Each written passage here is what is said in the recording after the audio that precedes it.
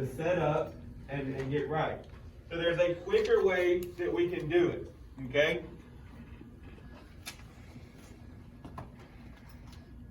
Now we just learned a second ago. Did the decimal move in any of those numbers? Think about the chart. Did the decimal move any? No. Did the numbers move around the decimal? Yes. Now in the shortcut, it's going to seem like the opposite's happening. Okay, it's going to seem like the decimal is moving. But actually what's happening is the numbers are moving around the decimal. It's just like the tens things that we talked about. It seems like we're adding 2 zeros to the back. But in reality, the numbers are moving. Okay, so let's talk about the shortcut real quick. So I want you to put for when we multiply.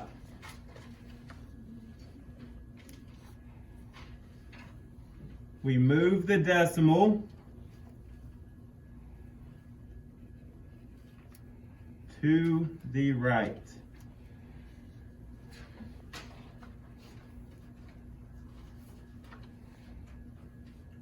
So if it's a multiplication problem, our shortcut is going to be to just move the decimal point to the right. Now, this next part stays the same. What am I going to look at to know how many times to move the decimal, do you think? This is going to stay the same as our first rule. What are we looking at on that tens number? Police? The 0. Very good. So let's write down that same first problem we had. It was 4.853 times 100.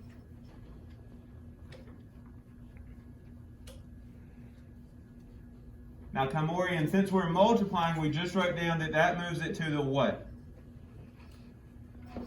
To the right. So I want you to draw an arrow above your multiplication sign and show that we're going to move the decimal to the right.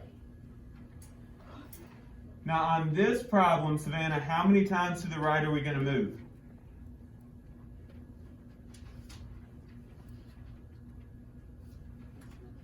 Remember we said we're going to base it on the zeros.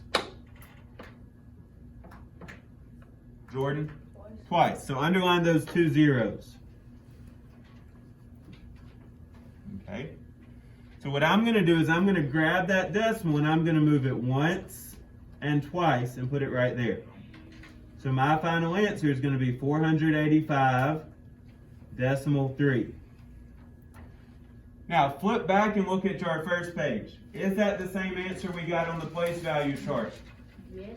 Yes. So the place value chart, the numbers move. With the shortcut, the decimal moves. So it's a lot easier to move the decimal. But in reality, in real life, what's really happening is the numbers are moving. The numbers are moving up, which makes it seem like the decimal is moving back. All right, let's do one last thing. I want you to put divide. Then I want you to put move the decimal to the, who wants to take a guess? If multiplication made us move to the right, then division, KJ, is going to make us move to the division. Makes us move which direction? We multiply, we go to the right. So when we divide, we're probably going to go to the left. It's just the opposite. Okay, so jot that down.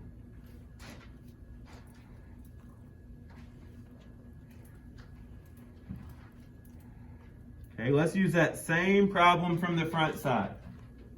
243 divided by 10.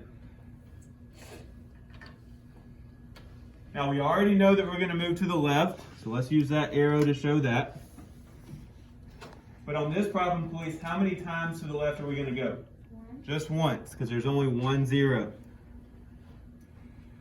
But here's a real problem. Does anybody see a decimal on 243 for us to move? Does that mean we just close the book and say we can't do it? No. Somebody raise your hand and tell me, where can I add a decimal to a number if there's not one? Avery?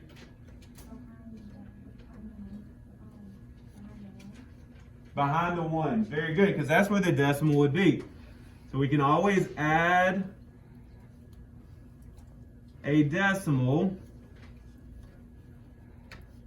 to the end. So if you need a decimal, you always add it to the end. Do not put it at the front. That changes the number too much. It changes it completely. So if you need a decimal on a number, you always put it at the end. So now, like Police told us, we're going to take that decimal and we're going to move it one time to the left. So our final answer would be 24.3. Look back at our place value chart real quick. Was that the same answer we got using the place value chart? Yes. The only difference is the numbers move on the place value chart. With this decimal shortcut, the decimal seems to move. You can do it a little bit quicker. You're going to be doing both ways in your workbook. Okay, so make sure you have your notes down because we may have to flip back open and look at them today. Any questions so far? Nope, that's fine. We're only at the step one. We're going to practice a lot.